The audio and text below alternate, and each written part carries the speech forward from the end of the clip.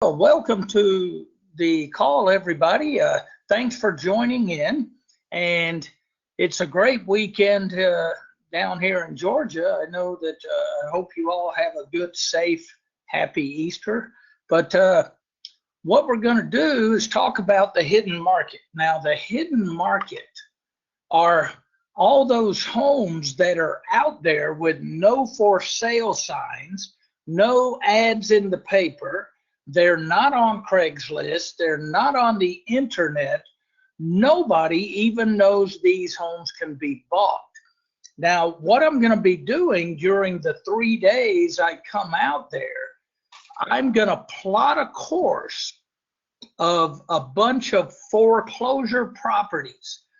And when we go out to see those foreclosures, we're going to analyze those and see if there's any of them we could make offers on. But what I'm really interested in is all of the other addresses we find with no for sale signs while we're out in those neighborhoods looking at foreclosures. We usually find 20 to 30 distressed houses while we're driving through these neighborhoods looking at foreclosures. So because of the course, we're going to have a reason to be out there. But if we go see 10 or 12 foreclosure properties, we're going to find 20 to 30 additional distressed properties. And that's what I call the hidden market. Now, a lot of the times, folks, this may seem funny, but the owner does not even know his house is for sale that day. It's just a matter of we're going to be knocking on doors and telling people we're looking for a home in the area.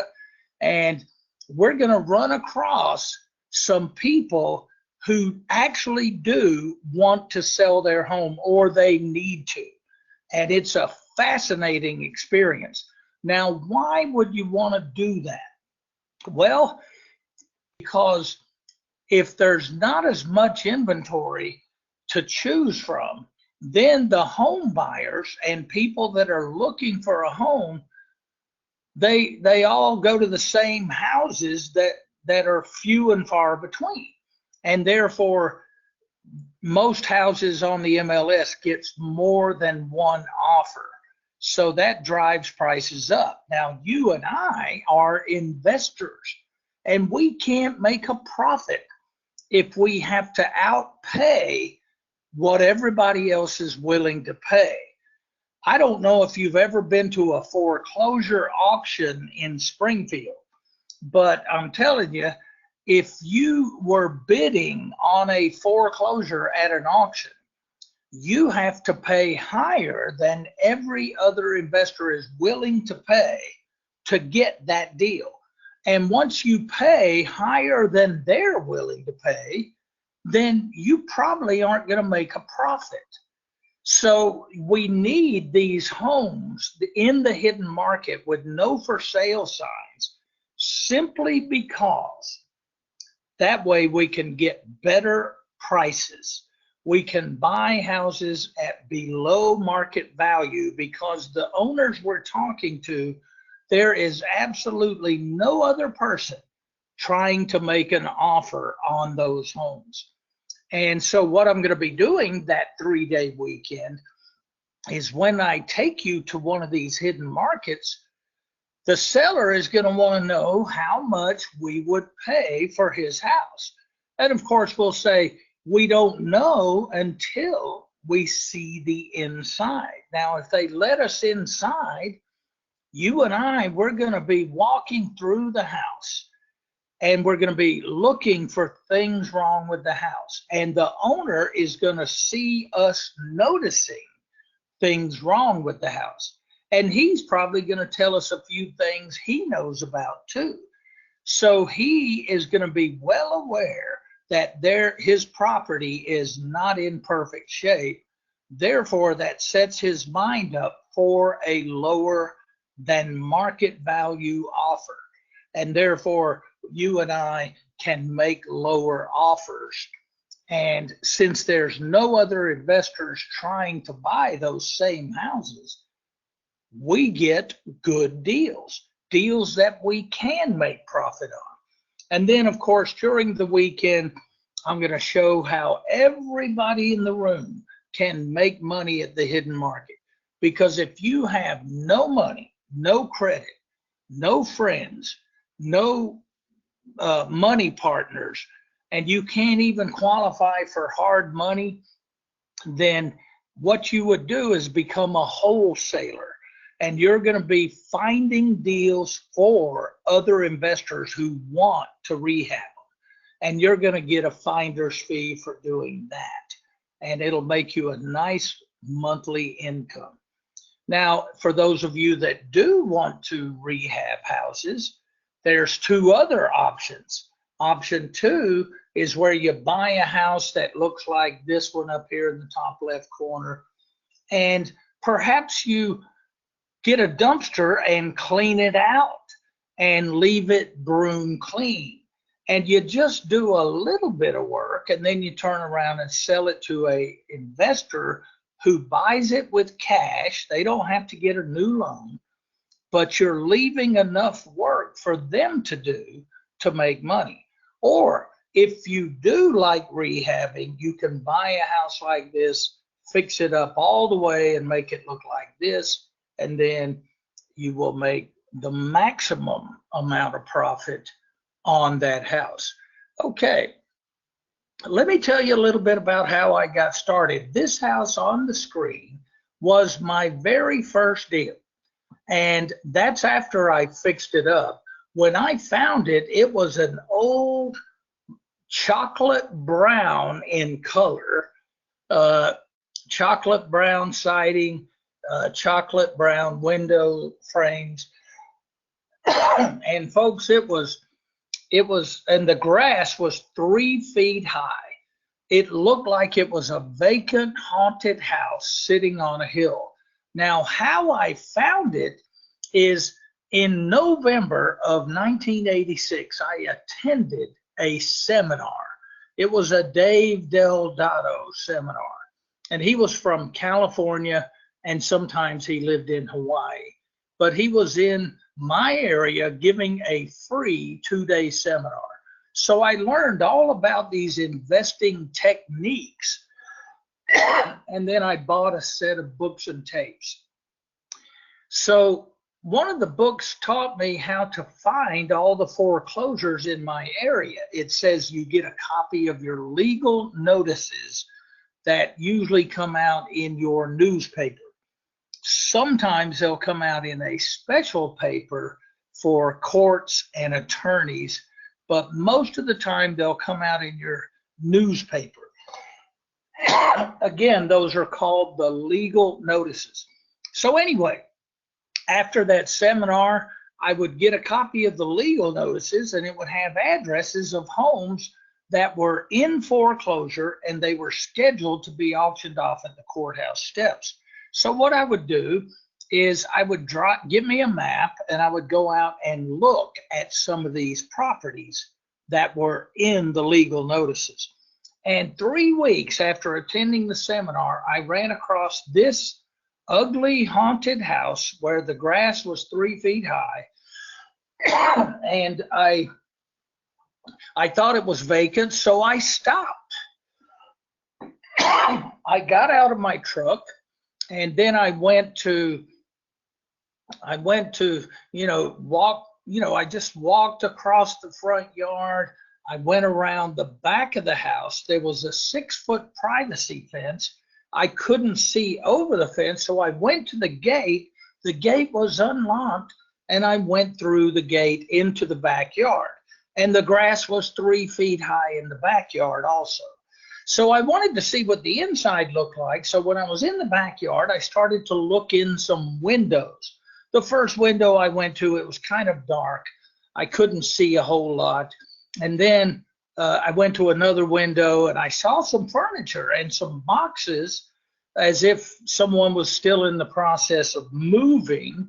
But then I went to a third window, and when I focused, I shaded the sun and the reflection out of my eyes, and I looked in the window, and there was some lady staring right back at me. She was sitting in a chair inside the window, and I thought it was a vacant home. So you should always knock, even on homes you think might be vacant. Always knock first. But when I saw this lady, I freaked out because I thought it was vacant. So I went to her back door and knocked on it, and I explained why I was snooping around in her backyard. I told her, I said, I saw this address in the legal notices. I saw it was scheduled to be auctioned off at the courthouse steps. And I said, when I drove by, I thought it was a vacant home. I'm so sorry I was in your backyard. She said, well, it is going up for auction and it is in foreclosure, but if you'd like to buy it from me, I'll sell it to you. She goes, would you like to come in and see the inside? And she grabbed me by the hand and pulled me in and slammed the door. Now, folks, when she slammed the door, everything I learned in that seminar went blank from my mind. I kind of went into a trance, and the lady snapped her finger and said, sir, would you like to look around? I said, that's a good idea. So she takes me up these stairs. Up here, she goes, now this is the master bedroom. And then she would look at me, and I didn't know what to say. I just said, nice bedroom. And then she would take me into the master bathroom, and I'd say, nice bathroom. Then she'd say, and there's 4 other bedrooms in this house. And we went down in the basement, and she showed me the 2-car garage. I felt so uncomfortable. I didn't know what kind of questions to ask. I didn't know what I was looking at. I didn't know how to inspect a home. All I knew is I wanted to get out of there. And so finally, she introduces me to her husband, who was sitting in the den. And then she took me through the kitchen, which is actually on the middle floor. And then she said, let's step out on the front porch. So right here on the front porch, this lady asked me, she said, how much would you give me for this house? And I said, I don't know. How much do you want? And she said, $85,000. I said, is that a good deal? She said, well, all the other homes in the neighborhood go for $130,000. But we'll let you have this one for $85,000. Now, folks, when I walked through the house, I could see it needed a lot of work. It smelled bad. There was pet urine stains everywhere. The walls and ceilings were brown because of nicotine, because both the husband and wife were smokers. So it just smelled. It had a terrible smell. The house needed a lot of work. You had to sort of walk through all their junk in every room. You couldn't, there was no way you could ever vacuum in these rooms. There was so much stuff on the floors and everything. And it was a typical foreclosure type house. So I didn't know if 85 was a good deal or not. And I didn't really know if it was worth 130 like she said. But I do know one thing. I did not have 85,000. So what I did, folks, is I told her, I figured if I made a low offer, she would turn me down and I could go home and study my books and tapes, because I had no idea what I was doing. And I just was uneducated. So right here on the front steps, I said, I don't know where I came up with this figure. I said, well, I'm looking for a house in the neighborhood of about 65,000. And she said, well, we're going to hold out and see if we can get 85 for this one. So I said, okay, well, thank you very much and good luck. And folks, I walked down these stairs and I got in my truck and I was backing down this driveway.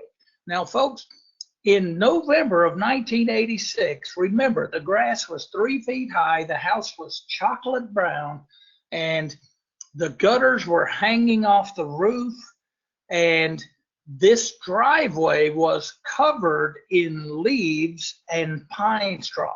So you couldn't even see the pavement.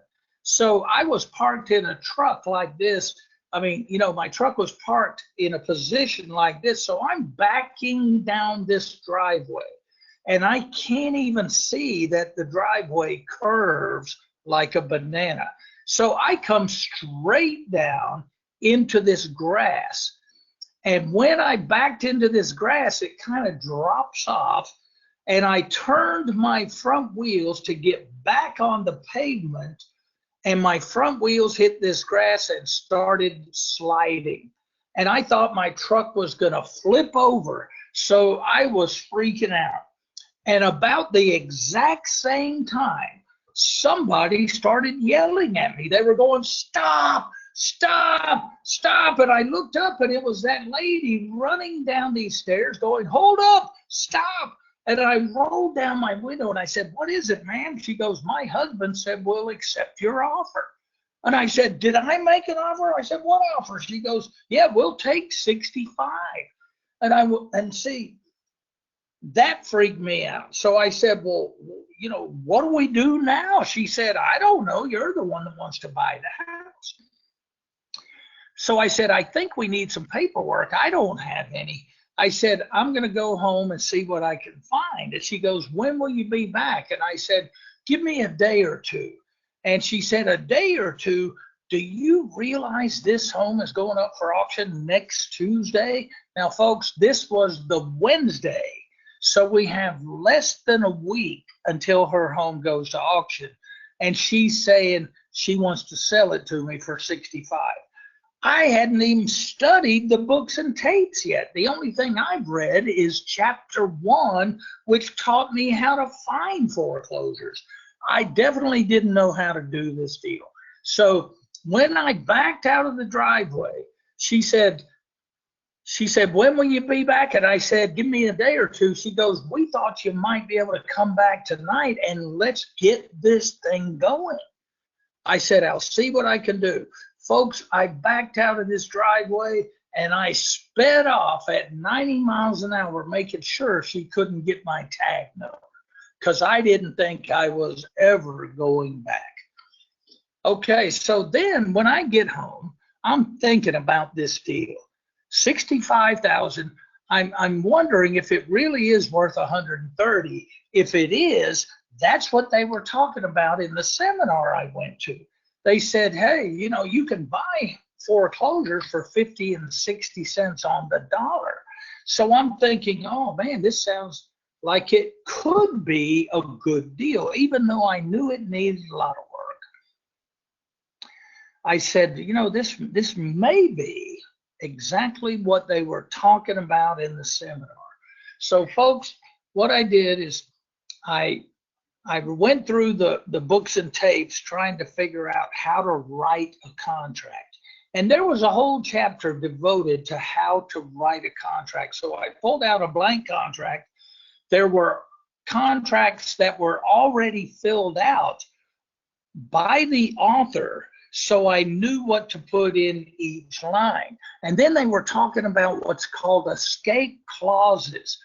On page 2 of the contract, there was a big blank section, and I looked at his filled out offers, and he had several clauses in that section. It was called special stipulations.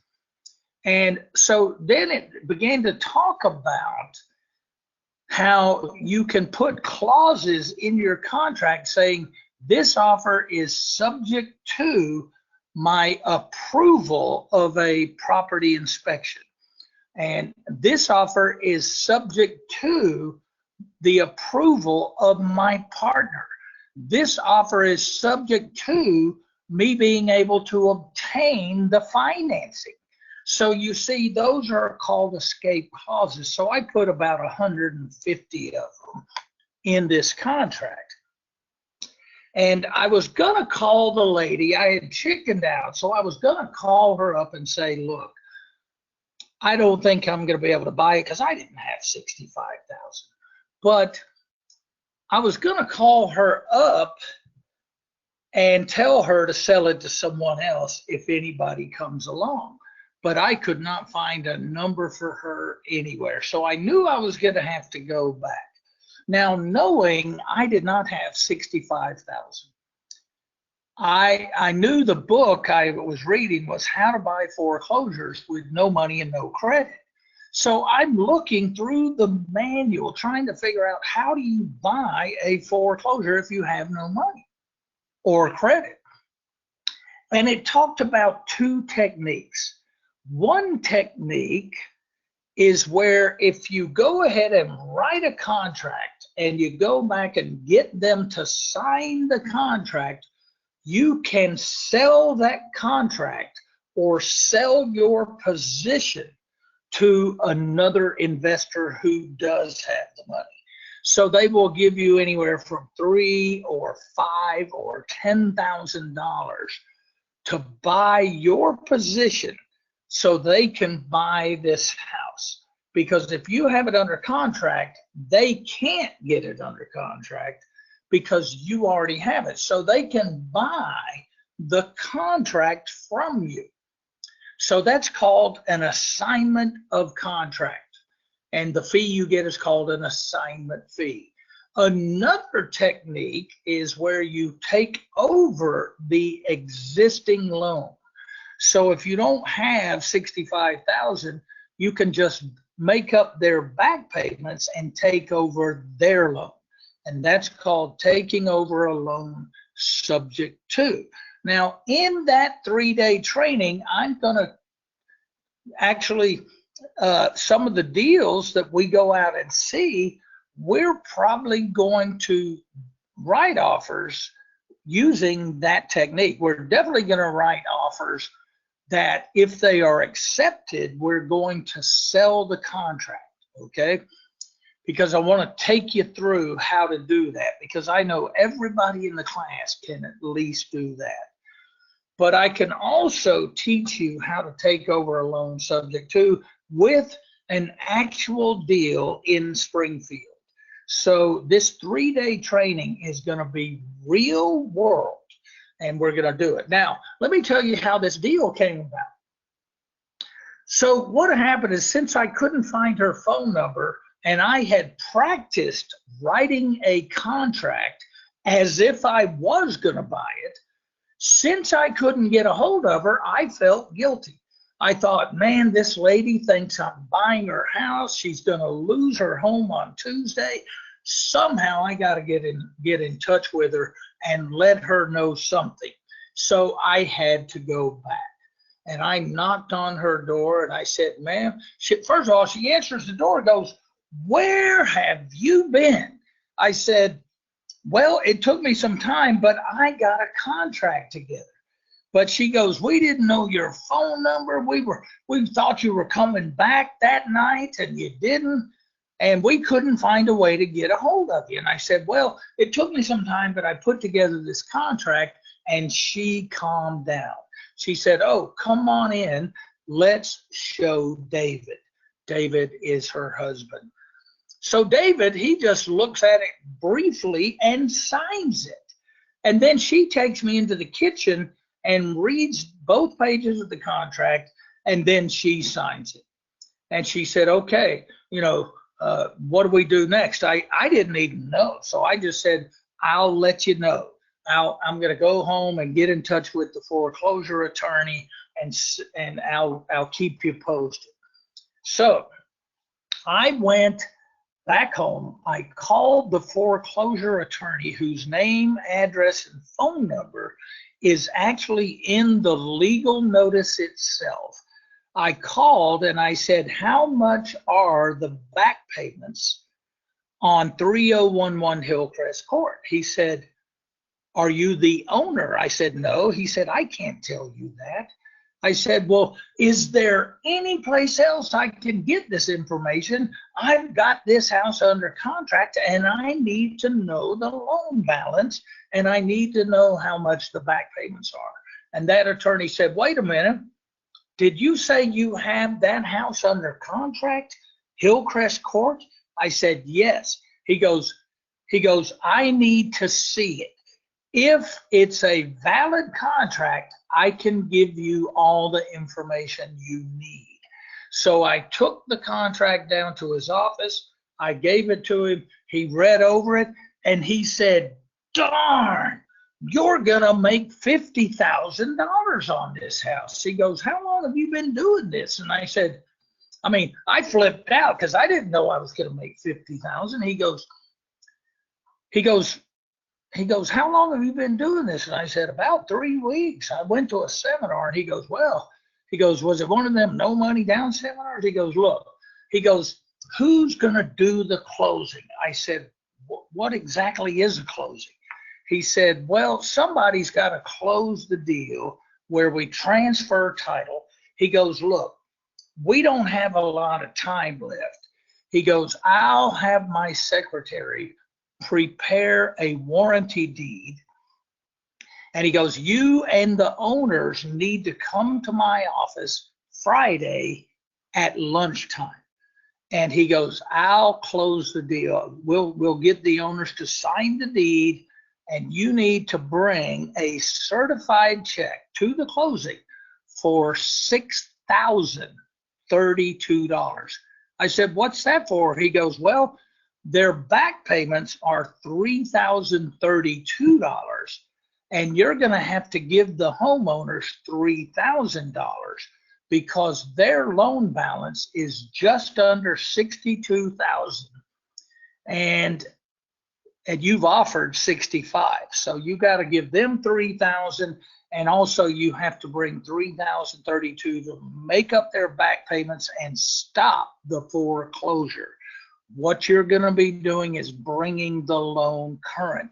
Now, folks, I didn't even have any intention. I was going to sell the contract to another investor. But what this attorney was saying is he was actually saying what you need to do is just take this loan subject to until you fix it up. Then sell it or refinance it and pay off the old owner's loan. He goes, you don't have time to get a new loan. Right now, you just need to bring this loan current.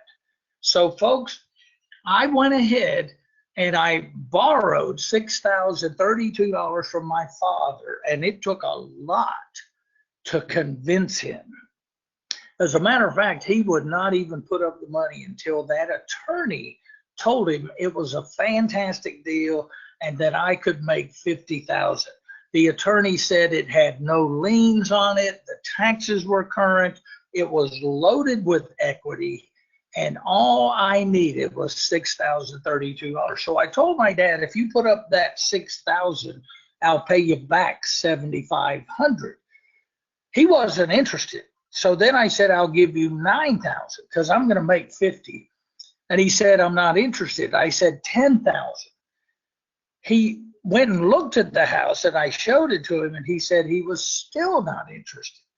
So then I said, Dad, if you'll put up $6,032, I'll double your money. And that, after the attorney told him it was a good deal, he decided to put up the money. So he gave me a check for $7,000 because I told him I'd double his money. So the more he puts, so anyway, I gave that $7,000 to the attorney. I just gave the check to him, and I went to closing the next day, and the attorney had taken that money and he had cut a certified check to the bank to stop the foreclosure for $3,032. Then he had a certified check that he gave to the homeowners for $3,000 and some change. And then he handed me a check for $976. And I said, what's that for? He goes, well, that's what's left over out of your dad's $7,000. So I'm holding this check going, all right, cash at closing. I haven't even read that chapter yet. So I'm thinking, man, don't tell my dad. I'm just going to use this money. Now, folks, that was, that was double what I paid for the books and tapes 3 weeks earlier. So I've already made a profit. But what I did is I took that $976 and I bought a whole bunch of paint and some paint brushes and a paint sprayer. I borrowed my brother's paint sprayer and I sprayed this house gray. I took a brush and some white paint and painted all the windows. I took that same paint sprayer, went inside, and I sprayed the ceilings white and I sprayed the walls white. I shampooed the carpet twice and I scrubbed the ovens and the appliances and the cabinets, and I cleaned up the kitchen and mopped the floors using elbow grease. So I fixed up this house like this for $976. That's a miracle, but I had no other choice. I took a weed eater and cut all the weeds down. I put pine straw out here where the grass wouldn't grow. I took a mower and cut the grass. But here's the result. After I finished fixing it up, I went down and told the bank I want to refinance my income producing property. And he said, we can only loan you 80%, because what I did is I put a for rent sign in the yard and I got a year's lease at $10.75 per month. And someone signed a lease. So I said, listen, I want to refinance my income producing property. He said, we can give you 80% loan to value on a non-owner occupied loan. So that came out. He said, we can loan you $100,000. So that $100,000 paid off the old owners $62,000. And then they took out some closing costs, and then they handed me a check for $27,566.53, because this is part of the $100,000 I have to pay back. But when they loaned me $100,000 and I paid off the $62,000 and paid the closing cost, they handed me a check. Now this is tax-free because I have to pay this money back over the next 30 years, but I'm not paying it back. The tenants are making the payments on that $100,000 loan, so I can spend this money any way I want. Now, folks, I want you to look. When I was an aircraft mechanic at Lockheed, and I was making $27,678 per year, but they withheld $5,273 per year for federal income tax, and then they withheld $1,988 for $1,308 for state income tax. But this check down here was tax-free. This took a whole year to earn.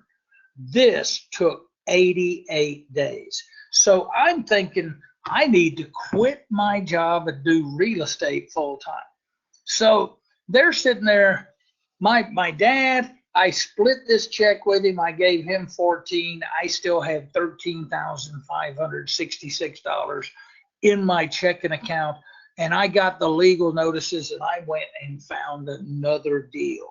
And my dad wanted to put up the money, but I said, no, I've got my own money. So I took $5,600 and bought a second deal, fixed it up, refinanced it, and pulled out another check for $17,000. And then I bought a third property and I fixed it up, and I was going to refinance it and rent it, but somebody, while I was fixing it up, came along and said, I want to buy it. So I sold it and I got a check, a profit check for $52,000. So I'm ready to quit my job. The following month, I got 2 deals under contract, and I was so busy fixing them up that I never went back to Lockheed. They called me after I didn't show up for 12 days. They said, what's happening? Why are you not at work? And I said, I'm not coming back. So I went ahead and resigned. and I became a full-time investor. Now, here's the 7 ways to profit from one foreclosure. Now that I was full-time, I would go out and visit all the owners in foreclosure. The ones in my zip code, I would go knock on their doors. The rest of them, I would send letters to. So the first thing I would try to do is buy them from the owner. Sometimes these owners would have second mortgages. So what I would do is discount the second mortgage to create equity and profit. If the owner did not want to sell me the house, I would contact the bank and try to buy the loan from the bank instead of the house. That's another technique. Now, and then I would attend the auction, because all these people that would not sell to me, I would go to the auction to see what happened to their homes. If they were bought by an investor, there's nothing I could do. But if they went back to the lender, the very next day, I would make a whole bunch of offers to all the houses that went back to the lender. And then all the people that filed bankruptcy to stop the foreclosure process, I would follow up on them and I would offer to buy those homes. Now, folks, in your 3-day training this coming weekend, this next weekend, I am going to actually take you to a bankruptcy house, because I'm going to teach you how you can buy homes that are tied up in bankruptcy. It can be done. I do it all the time. And I'm going to actually take you out and visit and talk to an owner in bankruptcy. And then we're going to offer to buy their home. Now, we're going to be teaching you how to use the PACER website. That's www.pacer.gov, G-O-V, gov. That is a website where we can monitor a homeowner in Springfield's bankruptcy case. We can read everything that's happening in their case. And I'm going to teach you how to know when you can buy those properties. Now, the 7th way to profit from one foreclosure is to drive through the neighborhood and look for other distressed homes near the foreclosure property. And we are going to buy those houses too, because they have no for sale signs. They're not on the internet like foreclosures are. You see, a lot of people pursue foreclosures, but nobody pursues the other houses we find. And folks, I'm telling you, real estate is always going to get more and more competitive. You must find hidden properties if you really want to make profit and make a good living. And that's what I'm going to be teaching you during that 3-day training, which is, by the way, write this down, April 2nd, April 3rd, and April 4th. And it's going to be in Springfield at the Town Place by Marriott. The Town Place by Marriott. And that's where we're going to meet on April 2nd. And we're going to do a little classroom because we've got to plot a course. And then we're going to spend a whole day out in the field finding hidden markets, knocking on doors, talking to homeowners, talking to neighbors, finding vacant houses. And we're going to, on the 3rd day, we're going to find out who owns all these, write offers where we can, and do title searches to see if any of them have liens. You'll be learning the real business in your backyard. Okay. Now, if it's possible, what you need to do is attend a foreclosure auction. I'm going to check and see if there's any auctions that Monday. If there is, we'll stop by, because you see the guy with the circle around his head. He is the auctioneer. He's he's auctioning off people's homes who haven't made their payments and they're in foreclosure. All these other people are investors and they have to pay cash for these houses. So imagine how many people have cash in their pocket. What if this guy said, what if the auctioneer says, okay, the next house is 1234 Main Street. The lender has authorized me to open the bid at $100,000. Do I hear any other bids? And he goes, $1 over. He goes, okay, we have $1 over. Do we have any other bids? He goes, $100 over. He goes, okay, I've got $100 over. He goes, 200. And then this guy says 300. He says 400. He says 500. He says 600. He goes, okay, we've got $100,600. Are there any other bids? Going once, twice, sold to that man right here for $100,600.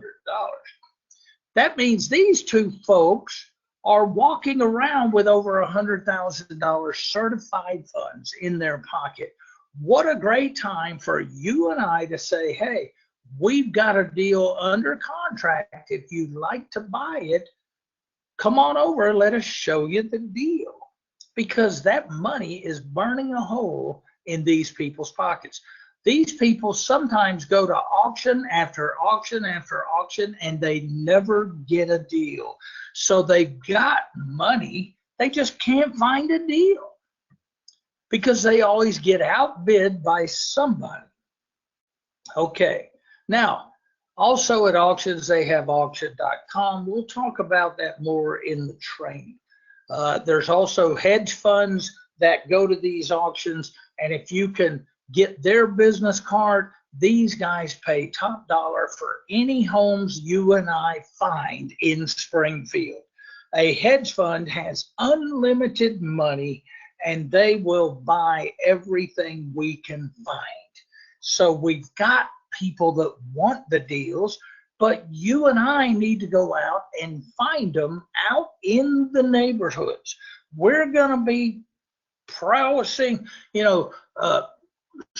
going through neighborhoods looking for anything that we can get under contract. And that's how you make a good living in today's market. Now, folks, if this auctioneer, sometimes nobody bids on a house. So let's say this auctioneer says, okay, the lender has authorized me to open the bid at $100,000. Are there any other bids? He doesn't say nothing. He doesn't say nothing. Nobody says anything. So the auctioneer says, okay, being no other bidders, I hereby declare this house sold back to the lender. And folks, there's several houses that day that go back to the bank. So here's what you and I do. We go over to look at the house that just went back to the bank. And we find it's vacant and the homeowner has left all this garbage in the carport. We walk around back and we see an abandoned vehicle, all this garbage, old 55-gallon drums and old washing machines and refrigerators. I notice it has a window air conditioning system, meaning the central unit must not be working. I take close-ups of all the damage. This is rust from the rusty gutters created a waterfall, and it's just been eating away at all the wood and siding. So we take pictures. We take pictures of all the window sills that are rotten and they could have termites. And then we take pictures of any high grass or overgrown bushes. And then we make an offer. We offer, say, 70 cents on the dollar minus repairs. And we actually write offers, and we're going to email them to the banks because I have most of the banks in the world. I have their email addresses directly to their REO, bank-owned department. So we can bypass the gatekeepers and email offers on any bank-owned homes we find that day. Okay, here's the, when you email offers, they respond. They say, please revise your offer. It says, change the closing date.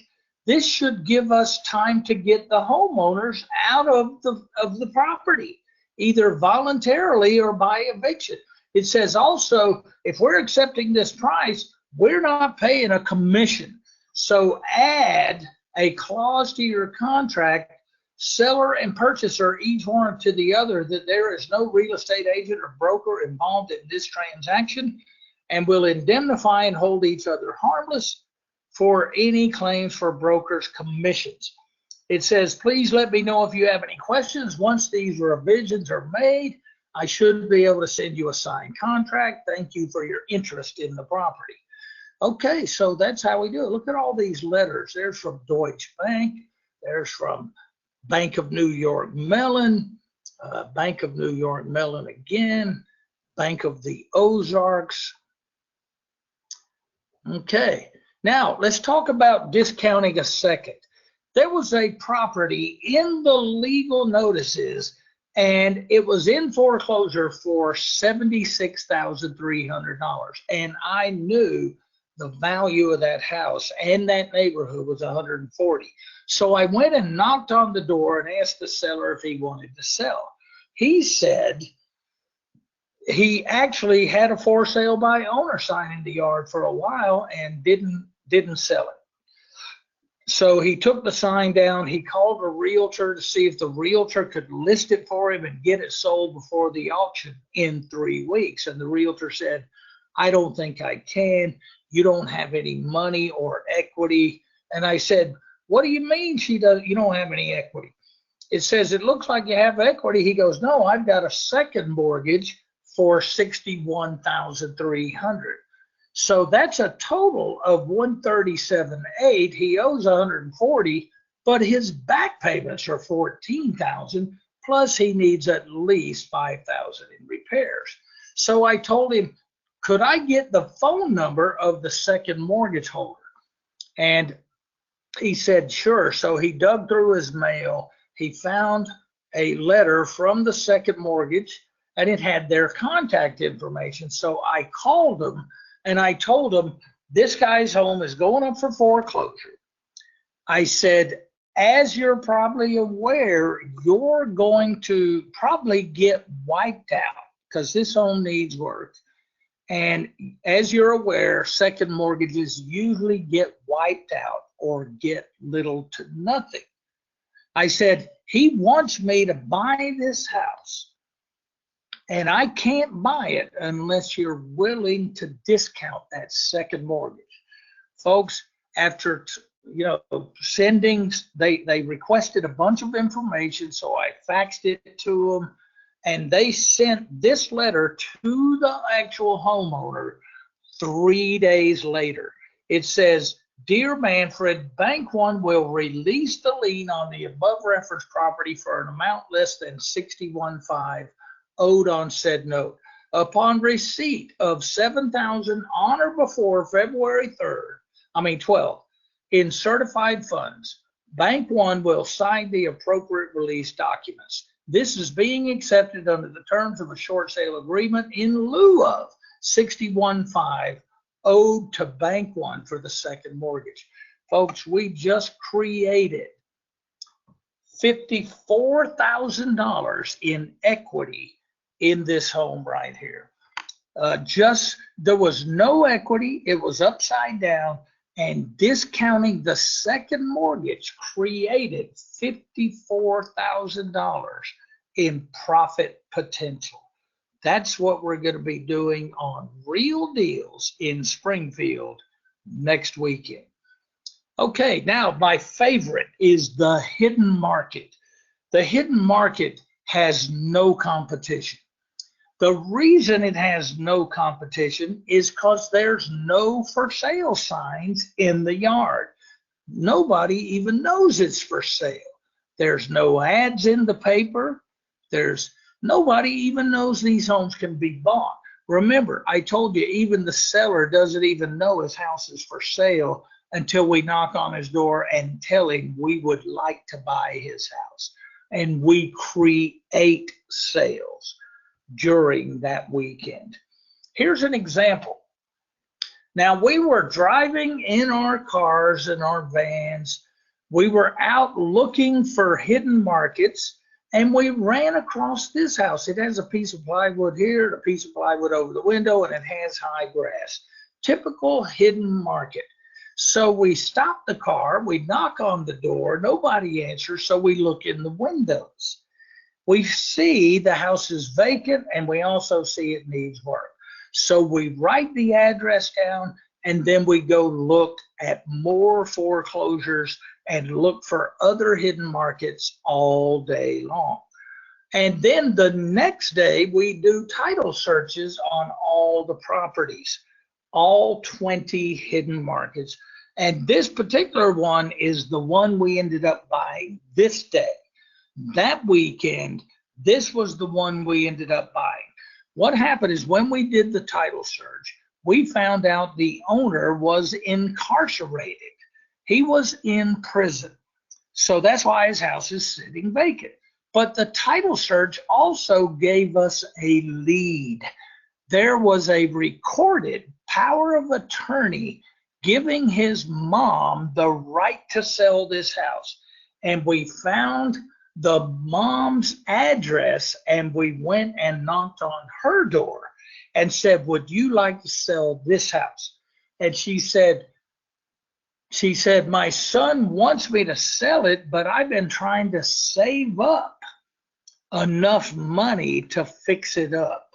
She said it needs a lot of work. I said, we'll buy it in as is condition. She said, you'd buy that house in that kind of condition? I said, yes, I would. She said, well, how much would you give me? And I said, well, is there a loan on it? I knew there was. She said, yes. I said, how much is the balance? She said, I think $90,000. I said, I tell you what, I'll pay that loan off, or I'll take over the payments. I said, are the payments current? She said, yes, I've been making the payments on it for the past year, and they're current. I said, well, I tell you what, you don't have to make payments anymore. I'll take over that loan. She said, well, how much do I get? I said, well, that's what I'm saying.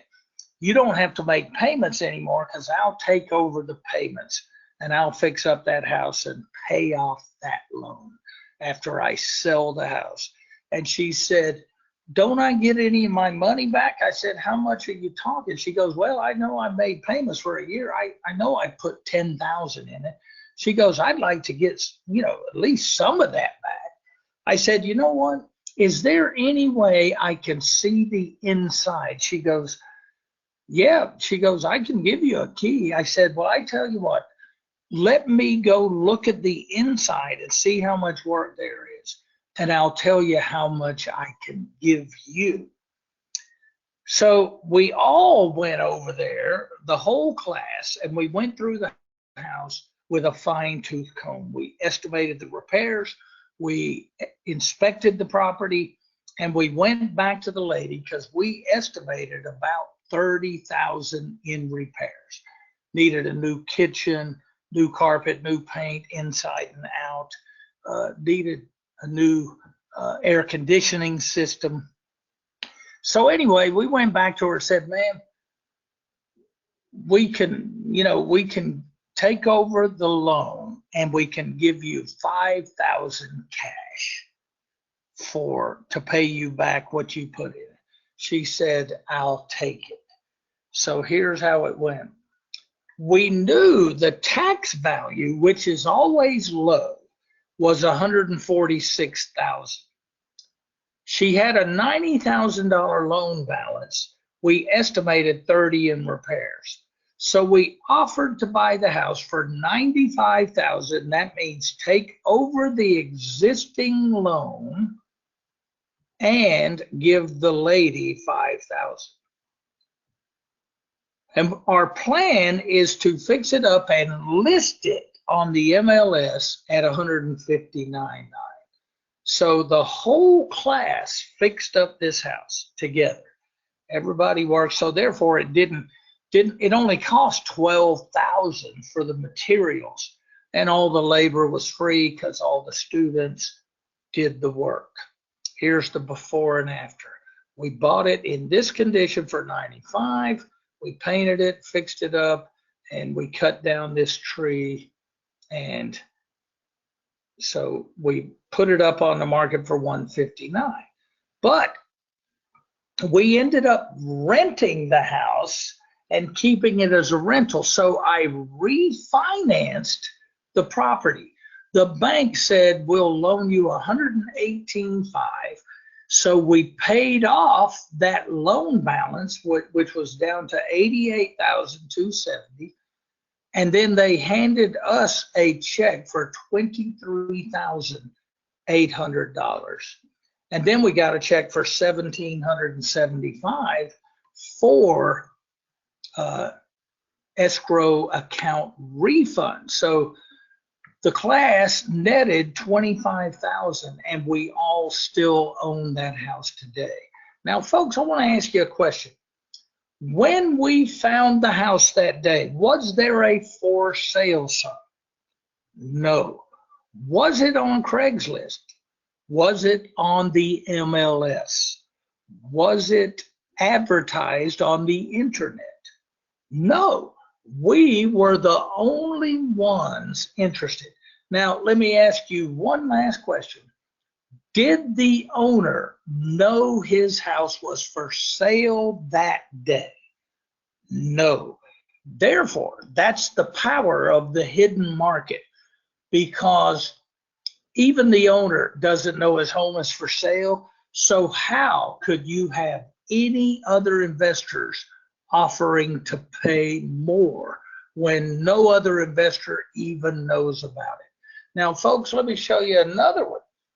We found there was this guy, me and one of my students were driving through a neighborhood. I took him door knocking. He wanted to learn how to do door knocking. So he wanted me to do all the talking while he stood there and learned.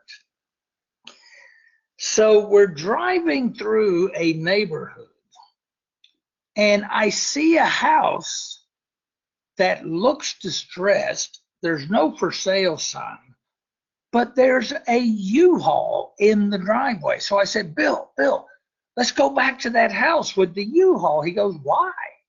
I said, because I think we may be able to get a deal there. He goes, I want to go to foreclosures. He goes, I paid you to take me to foreclosures, so don't waste my time. I said, it's not a time waster. Let's go back. So, folks, we went back and we asked the guy in the U-Haul. We said, are you moving in or moving out? He goes, I'm moving out. I said, would you be interested in selling this home? He goes, it ain't my home. I'm just a renter. I said, do you mind if Bill and I walk through the house? He goes, it ain't my house. Go right ahead. So we walked through the house. It was a wreck. I mean, man, this house needed new. The kitchen needed to be gutted. The windows were terrible. The carpet was nasty. The walls were nasty. The water heater was bad. It just needed everything. So we estimated about $26,000 in repairs. So what happened is we asked for the landlord's number from the guy loading up the U-Haul, and he gave it to us. And it was a woman that owned this house. And we said, listen, we're over at your property and your tenant is moving out. And she goes, I know. I said, we were wondering, are you planning to fix up this house and re-rent it, or would you be interested in selling it in as-is condition? She said, what do you mean fix it up? And I said, well, it needs a lot of work. She goes, how much work does it need? I said, about $25,000, $26,000 is what I estimate. She goes, oh my God, I don't have that kind of money. She goes, I got divorced a year ago, and And I got that house in the divorce, but I was living with my boyfriend. So that's why I rented the house to that tenant. I said, that's probably why you got divorced, because you were living with your boyfriend. And so besides all that, she said, how much would you give me? And I said, I'm not sure yet. I said, I'm going to do some due diligence, but I will have a bona fide written offer in your hands in 24 hours. And she said, well, let me tell you something. She goes, I need to walk away with at least $10,000. I said, I'll keep that in mind. So Bill and I, we went looking at properties, knocking on doors all day. The next day, we were doing title searches on all the houses, looking for any leads.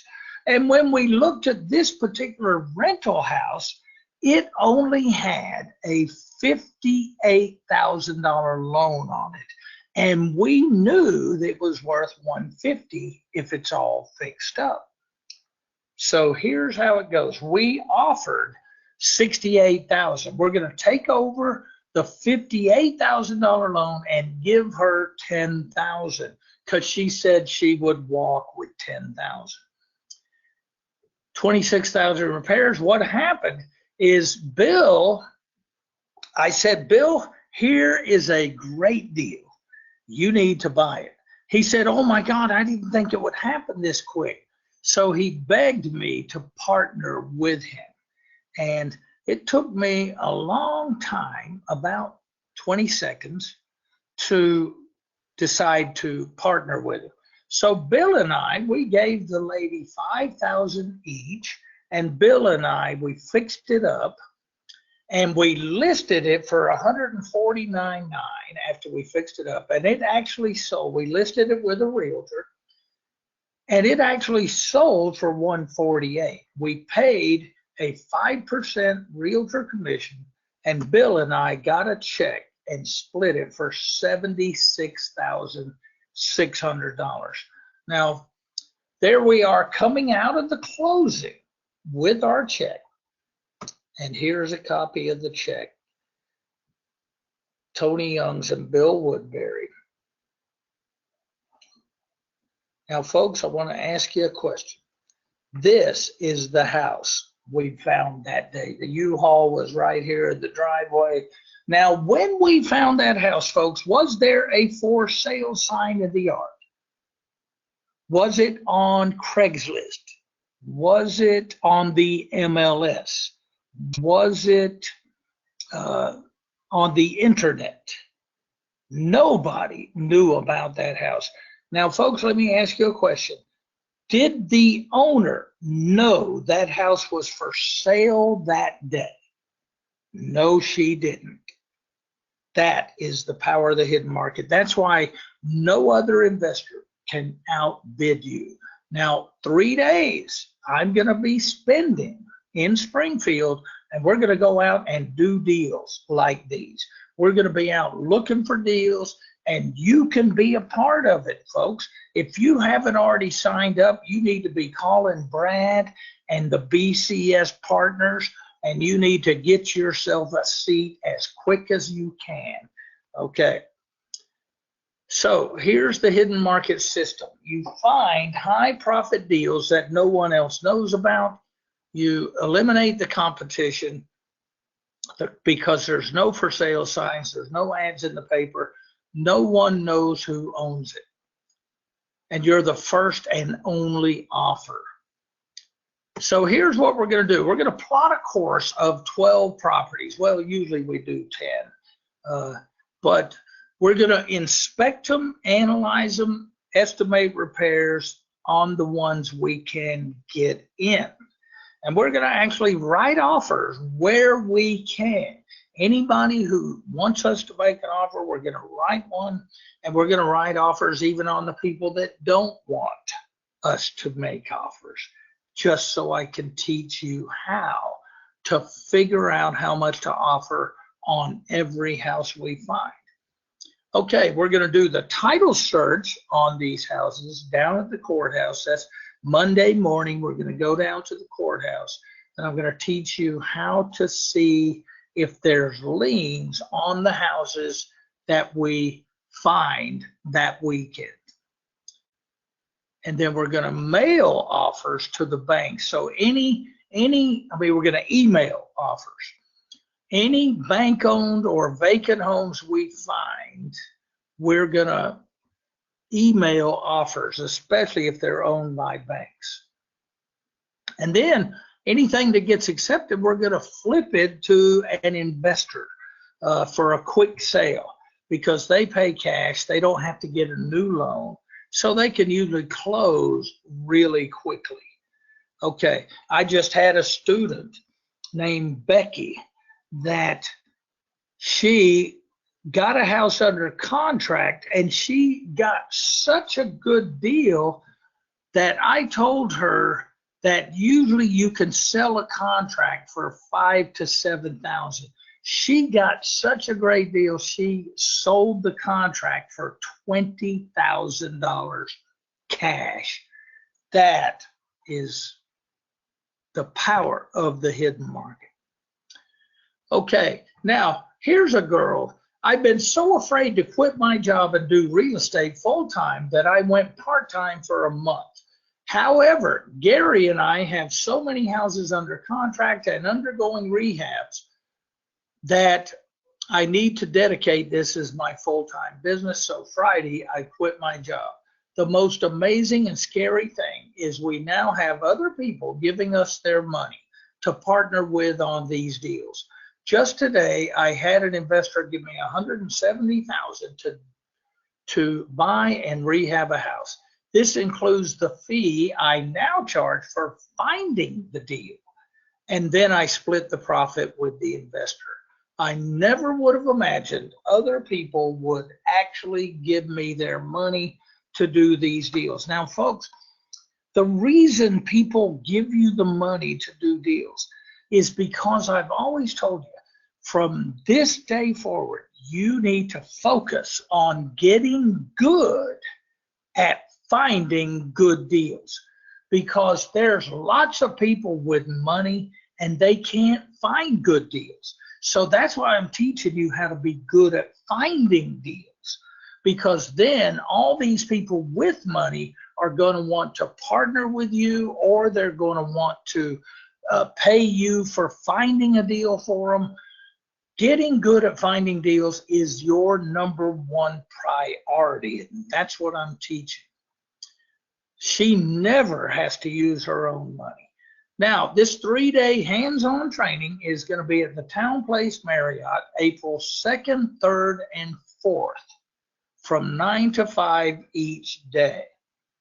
Now, the cost is $1,497 at the event. But if you go ahead and register tonight or tomorrow or Monday, we will let you join, and we'll give you a home study system. This has 16 DVDs of me personally taking you in courthouses to teach you how to do title searches. This is you and me driving around in my car, looking for deals, doing deals. These videos, also when I'm wholesaling a house to an investor, I have a film crew showing me while I'm presenting one of my homes to an investor to show you how to do it. That's why I do a lot of video. And then there's 6 audio CDs, and there's 4 manuals that come with this. 4 manuals. And it talks about how to buy those bankruptcies and how to use the Pacer website.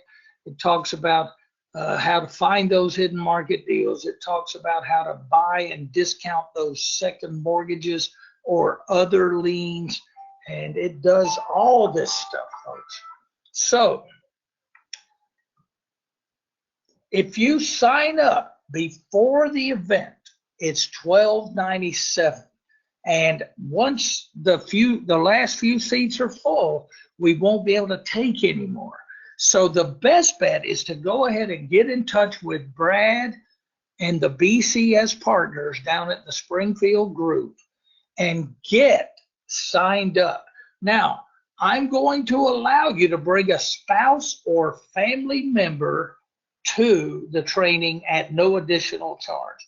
So if you pay the tuition, you can bring a spouse or partner. A spouse or family member. Now, I do weekly training calls like this was a webinar, but I constantly, every week, I'm reminding you how to do title searches, how to plot a course, how to do every aspect of the system. And also, I'm with you live every week on the internet, so you can ask all the questions. I can walk you through deals. I can teach you how to write contracts. I can teach you how to do anything. So you can also, within 1 year, you can attend any other boot camp I have anywhere in the U.S.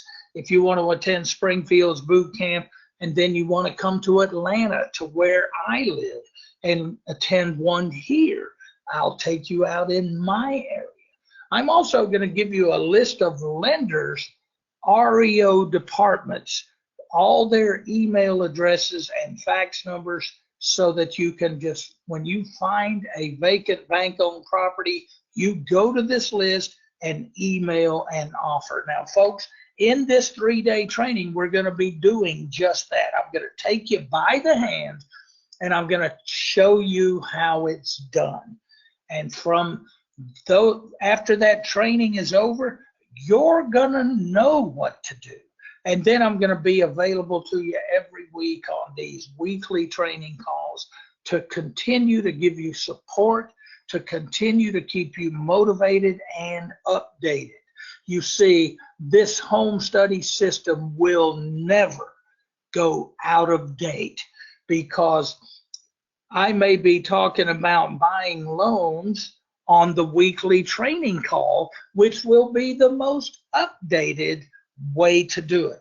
If I'm talking about bankruptcy properties on the training call, that is the most updated, right here, right now, way to do that. If I'm talking about buying a loan, taking over a foreclosure subject to, those training calls keep you updated on every technique I'm using. So sign up today, $12.97. Now, Brad, do you have anything that you need to add to this? Do you want to say anything or whatever? How do they get a hold of you to sign up for this training? If they click on the Real Estate Investor Group website and go to the calendar of events, there's a spot on there where they can sign up. Go to the April 2nd event, and you can sign up tonight and make sure you get one of those spots. Tony, how many more people are you going to accept for this? I have enough. I've already booked the room, and I can only take about 5 more. Okay. So anybody who's on tonight that hasn't already signed up should be able to get on. And I know there's a few people that couldn't get on this call that said they were going to sign up for the event. So just do that so we don't have to tell you no. I hate for Tony to have to turn away somebody. But yes, go to the Real Estate Investor Group website. If they go to April 2nd, they can click on that event and pay right now and get the discount of the $12.97. And Tony, I appreciate you extending that. Okay, well, listen, also, is there anybody that has any questions, or do you have any questions? I'm good. Anybody else out there have any questions? I'm okay. I also added a link in the chat area if you guys want to go and check out how to purchase the boot camp. Okay, well, listen, thank you, Emerald. Thank you, Brad. I hope you guys have a great Easter, and I hope everybody on the call does too. And thanks for joining in today. That shows me that you really want to learn, and I'm going to be teaching. Thank you, Tony. Have a happy Easter. Okay, good night, everyone.